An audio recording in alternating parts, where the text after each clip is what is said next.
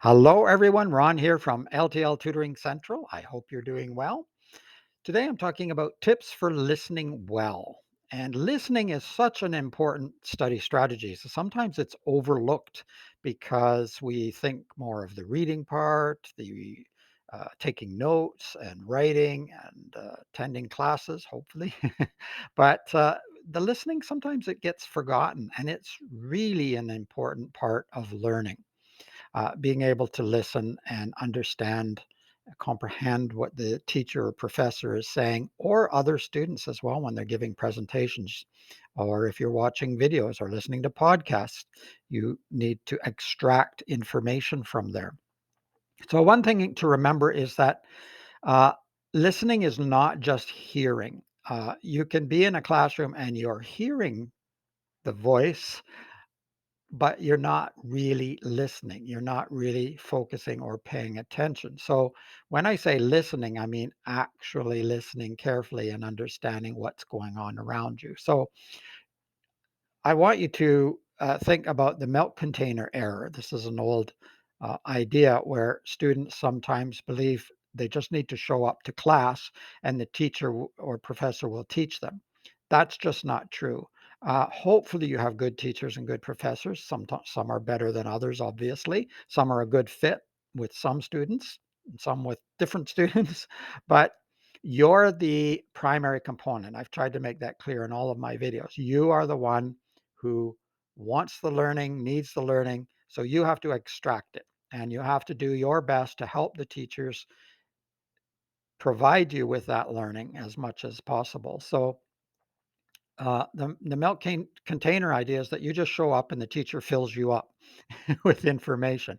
But that doesn't really work most of the time. You have to be engaged and you have to participate in that learning. And part of that is listening. So you want to be attentive and don't just look alive, but be alive. So make sure that you're making eye contact. Now, it depends on the room. If you're in a room with 600 students, that might be tough. But in a smaller room, you make eye contact with the speaker.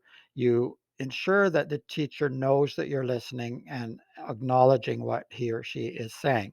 This helps because teachers, believe it or not, are people too. And so they will respond to that. They will do a better job of informing the whole class. You can help the whole class by doing this. Um, if they know that at least some are interested in what they're saying. And so you'll get the most out of it, and because they will provide you with better results.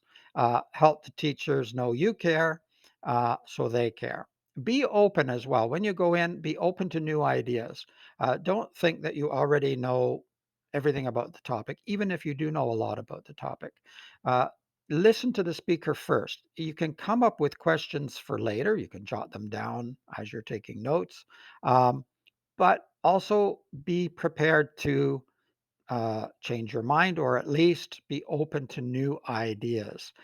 You need context. So you need to listen long enough to provide the teacher or whoever is presenting a chance to fill in the gaps and explain why they believe what they believe or why they think what they think. And then you can ask your questions, uh, whenever it's appropriate to clarify anything that you either disagree with or don't understand. So that's the other thing. Be open to new ideas and be willing to accept that you might learn something new. Sit where you can see and hear. That's important. Sometimes that's at the front of a class, the middle of the room, whatever. But the best positioning for you so that you can see what you need to see, whether that's whiteboards, blackboards, other presentations, the teacher, whatever, and also that you can hear, and that varies for different people, right? But mostly it'll be closer to the front rather than in the back. You want to try to be able to hear what's going on. You want to listen for verbal cues and watch for nonverbal cues.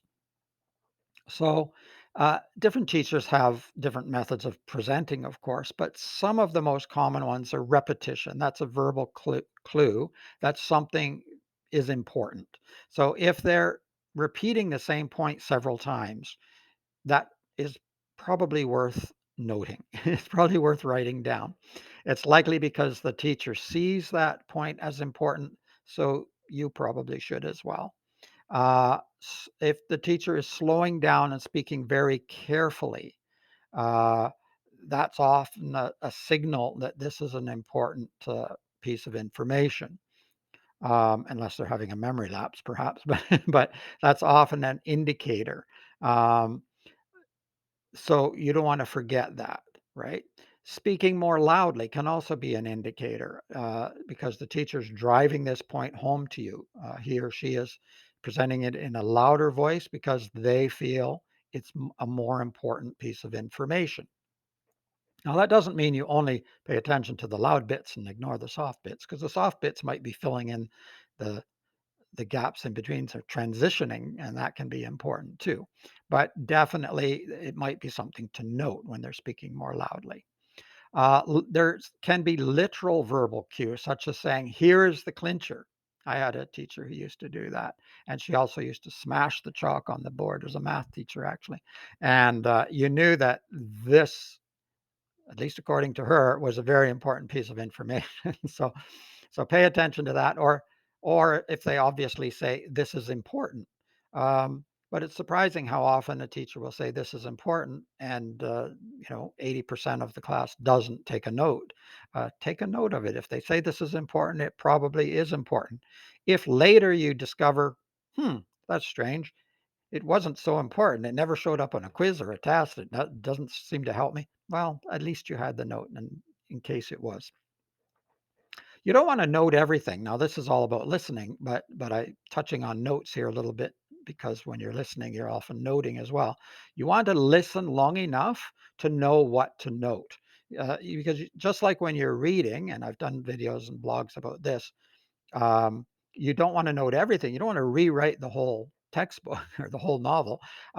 So you need to read enough before you take a note to know what's important. Same with listening. You often need to listen for a while, depends what it is, before you take your notes. So you want to have a bit of context, as I mentioned before. If your teacher is deliberately making eye contact with several students, as she or he is making a point, this is probably important. And make sure you zero in on what's being said because eye contact usually means that they're trying to get that point across to the class.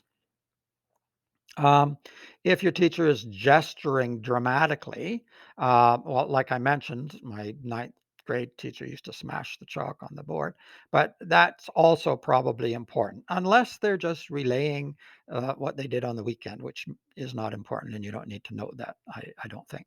But if it's relevant to the course, then that excitement means it's probably an important point, and you should at least pay close attention to listen and then make a judgment of whether or not you need to take a note. Make sure, yeah, concentrate on what he or she is saying because those actions usually indicate important material. You also want to avoid any distractions. So, in order to listen well, you can't have people talking around you, talking to you, especially. So, if you have to, try to find seating to avoid people who tend to chat during the class, and especially those who chat to you. If that means moving away from a friend and saying, you know what, I don't think we should sit together in the class. We'll meet up later and talk about it because I have to really concentrate. And you can make it about you in the sense that you can say, "Look, uh, I have difficulty listening," so, so that way they don't feel bad about it or that you're rejecting them. You've explained that it's your problem. You've got the problem, even if you don't really have a problem. But it's easier for them to take if you say, "You know what? I really have trouble listening, so I have to really concentrate, and so I think we should sit separate," or whatever. Um, so yes, all of these tips, they seem really basic and easy, but it's surprising how many people don't pay attention to them, or they do for a little while, and then they sort of lapse into old habits. And you're sitting in the classroom and things are happening, teachers talking, but you're hearing the clock tick, or you're hearing what's going on outside or around you, or things start rolling around in your mind about yesterday, the weekend, and you suddenly realize, oh, 20 minutes went by and I haven't really heard anything the teacher said. So you have to pull yourself back in sometimes and consciously um, uh, not, I don't want to say force yourself, but in a way, it's kind of forcing at first until you get used to it. You definitely want to force yourself to pay attention, and taking notes can help. Having questions before you come into the class and then making up questions as you're listening can also help. That engagement piece that I've talked about before, when you're reading or doing any kind of study, as long as you are fully engaged, you'll find that you won't be as bored, you won't be falling asleep, and you'll get a lot more out of it. All right, that's just a few tips for listening well. Check out the blog. There's a blog about listening well, and there's tips there too that haven't completely covered here. And it's always good to get a little bit of auditory as well as visual or reading. And repetition is good for learning too. So I would check out the blog and the video as well. It's Ron from L.T.L Tutoring Central. If you need more tips, you can check out my other videos. There's playlists as well. You can contact me. I'll put a link for the website below. If you have any questions or comments, if you're watching on YouTube, you can leave them there just below, or you can email me. You can find that at the website too. In the meantime, keep learning, keep having fun. Bye bye for now.